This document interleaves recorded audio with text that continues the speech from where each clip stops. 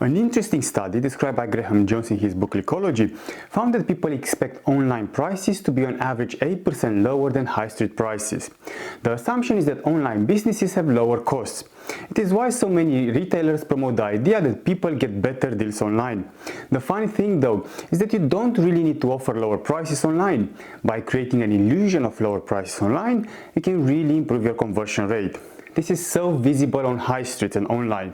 For example, slogans like "Sell now on" do not say much about the size of discounts, and yet we rush in expecting massive discounts. Okay, time to talk about some principles and concepts we can leverage to improve both conversions and margins. One principle I really love is the contrast principle, described brilliantly by Robert Cialdini. In brief, people tend to perceive different products and form opinions based on contrast between the products. For example, if a second product is different from the first, we perceive the second product as being more different than it actually is. So, online retailers use this principle to sell expensive products first. Then, they follow by upselling cheaper products that will complement the purchase. Basically, because of the big price difference compared to the first, most expensive purchase, the lower cost upselling product is now perceived as a bargain. By contrast, if your first purchase is of low cost, a higher priced product will seem much more expensive. Cialdini tells the story of a real estate salesperson who first takes potential customers to overpriced, run-down properties. Only after taking clients to that houses, he presents the house he actually wanted to sell. This house is now perceived as great value when compared to the overpriced and run-down houses presented earlier. If you want to see this firsthand, just watch the House in the Sun show. You will now notice that the first house is never even close of what the buyer is looking for. You actually believe the presenter to be quite bad at her job.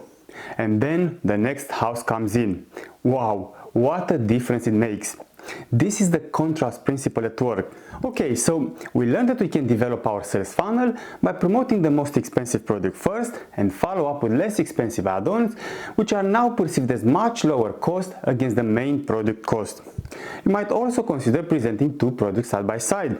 Specifically, you can offer one product with simple functionality at an inflated price and the second full functionality product for only a slightly higher price.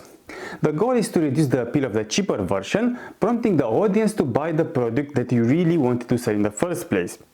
Just think of the many pricing subscriptions you see online for SEO tools as an example. Almost always the basic version is inflated and offers low functionality. And then, magically, the Pro version is presented with much better functionality and often with the tag saying "most popular." This is the product they actually want to sell. Psychologist Dana Ariely provides even more examples of the contrast principle at work. In restaurants, for example, the highest priced item is introduced so you can sell the second highest priced item. In retail shops, you want to sell an $850 LG TV, so you display it on the same shelf with the $690 Panasonic and the 1.5K Philips.